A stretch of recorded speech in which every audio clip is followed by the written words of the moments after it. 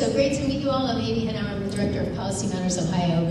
We create a more vibrant, equitable, sustainable, and inclusive Ohio by doing policy research and coalition building and policy advocacy.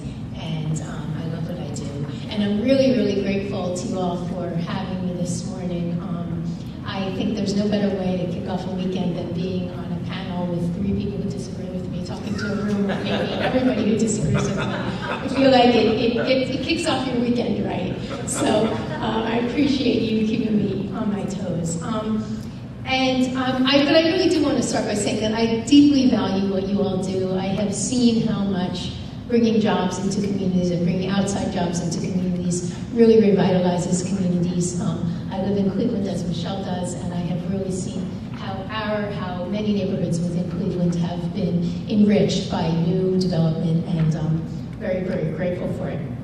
But it is not the only thing that makes a strong economy, and it is not the primary thing that makes a strong economy. Most jobs in our economy, of course, are created because existing firms are able to thrive and prosper, because people retire and create openings that way, and because smart people living in communities who've acquired skills in those communities have the skills and the education level to start new businesses in a place that they're already committed to.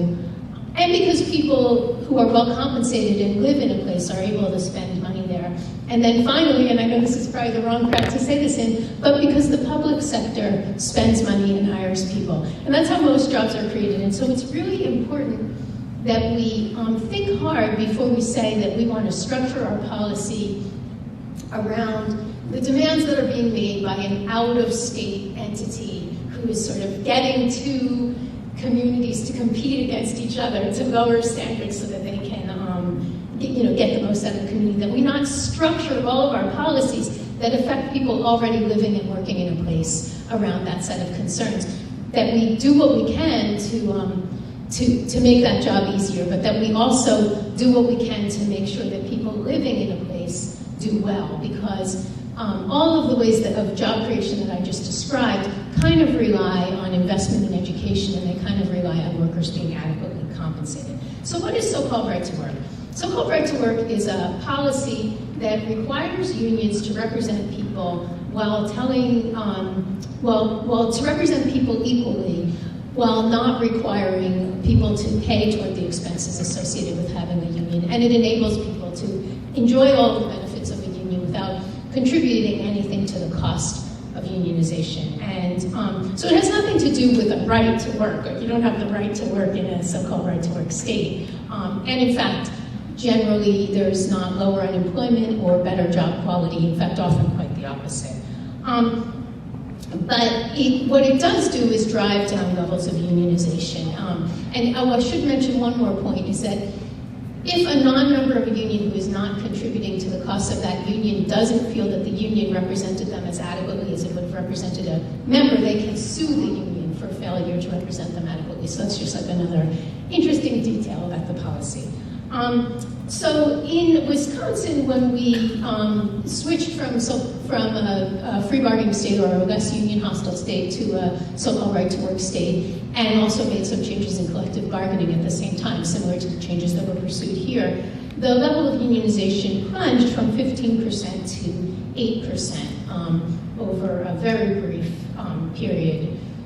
So, it really does drive down unionization. And the reason is, of course, that if you are working alongside someone who's getting the exact same benefits that you're getting from the union and they are not paying dues and you are, it becomes very tempting to think about the other expenses that you face and to choose to not make that dues payment. And of course, once folks are not paying dues and expecting the same benefits, it becomes harder and harder and harder to provide those benefits, right? Like you can't represent people as well in grievances or represent people as well in negotiations if you have less resources coming in to pay your own staff. So, of course, the vast majority of workplaces in Ohio and jobs in Ohio are already non-unionized. So if what you're seeking is a non-union job, that's very much easier to find than a unionized job. Only about 6.5% of private sector jobs in Ohio are unionized at this point. So for workers who really want to be in a non-union workplace, that's an easier task than finding a union job. But a lot of people do prefer a unionized job because unionized jobs pay better. They are much more likely to come with health insurance. They are much, much more likely to come with pensions, and those pensions are likely to be much better. They have lower levels of discrimination. They have lower disparities between African American and white workers. They have lower disparities between male and female compensation, and they have more security, and they're safer. So, just in all kinds of ways, unionized jobs are better for the people that hold them. Which is why so many people want to be in a unionized place of employment. But it's not just that unionized jobs are better, it's also that other jobs in communities that have more higher levels of unionization tend to be better too. So in so-called right-to-work states, generally have higher poverty, they have lower median household incomes, and they have lower educational outcomes. Or to put it on the flip side, the less union hostile states tend to have higher educational outcomes, higher incomes, lower levels of poverty. It's also the case that unions play a role in our policy environment, and I'm not going to talk too much about this, but hopefully we'll get into it in the Q&A. But unions have been part of the coalition that has fought for many of the things that enabled our economy to grow and grow so strongly in the middle of the 20th century. So there's a bumper sticker some of you may have seen that says, "Unions, the folks that brought you the weekend," and it's a clever bumper sticker, but the truth is that unions were a very important and powerful part of the coalition that put in place Social Security, lowering our elderly poverty rates from in the 80s, in the 80 percentile in the Great Depression to less than 10%. Obviously, there were other forces that worked there too. They were part of the coalition pushing for child labor laws, for non-discrimination laws, for higher wages for everyone, for a 40-hour work week, for paid sick days, for unemployment compensation. But even more importantly, during the time when unions were strongest, in the middle of the 20th century, when unions represented about 1 in 3 workers in the United States, we just had a much more equitable economy. Our economy was one that was growing together rather than growing apart. We had more of, vastly more of the income that was produced in this country going to the bottom 90% of the workforce, and less of it going to the top 10%. And that has really flipped. So now unions represent only about 11% of all employees nationwide. And now the top 10% of our income earners get about half of the income that is produced in this country. And that's really very directly related to unionization.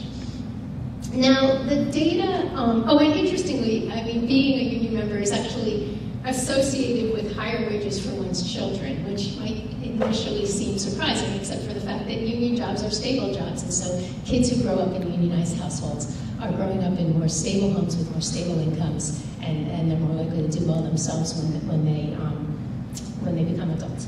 Now, the data on growth is actually data that I'd mostly dismiss, even though it very much supports the notion that so-called right to work is no panacea.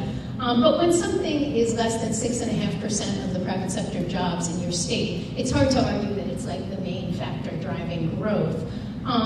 Nonetheless, we've seen faster growth in Ohio than in all of the surrounding states that are so-called right to work. And don't believe me on this, believe Greg, because his organization just put out an analysis that found that since 2013, Ohio's employment rate and economy have outperformed all of its regional competitors. They argued that since 2013, we've had faster growth in employment as a share of jobs than West Virginia, Kentucky, Michigan, Indiana, or Pennsylvania. Pennsylvania is also less union hostile state. They do not have so-called right to work.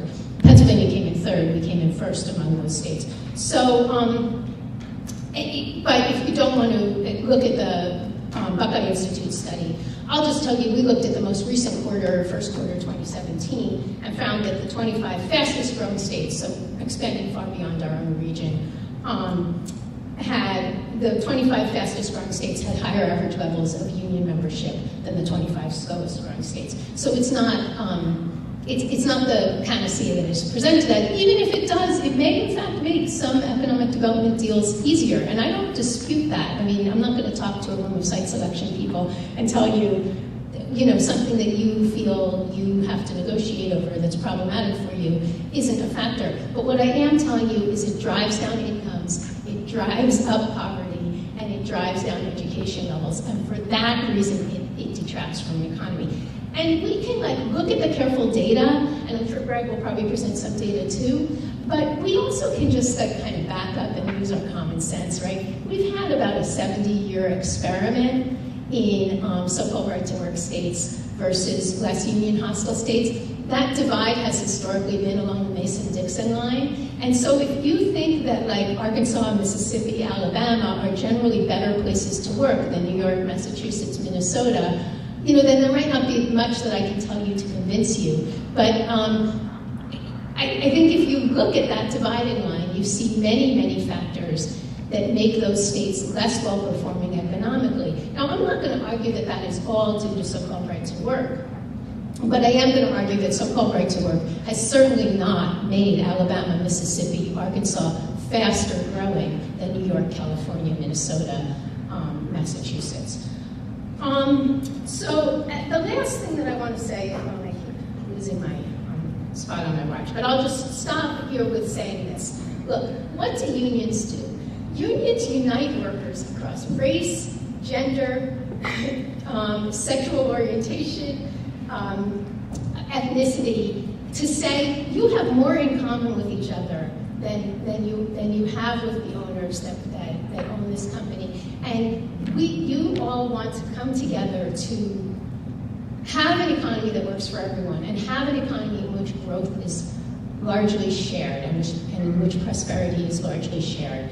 And I have not seen any other force across nations or across our history that has done as much to make sure that when our economy grows, we grow together, and to make sure that when our economy grows, working class people, middle income people, upper middle income people, and low income people are included in that growth.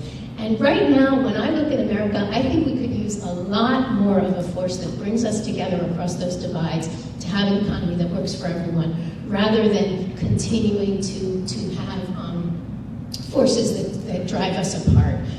Look, so-called right to work is coming. The Supreme Court is going to rule in a way that brings us so-called right to work. U.S. Congress is going to rule. U.S. Congress is likely to pass something that will bring so-called right to work to the nation as a whole. I would just not like to see Ohio accelerate that race to the bottom. Back to your questions.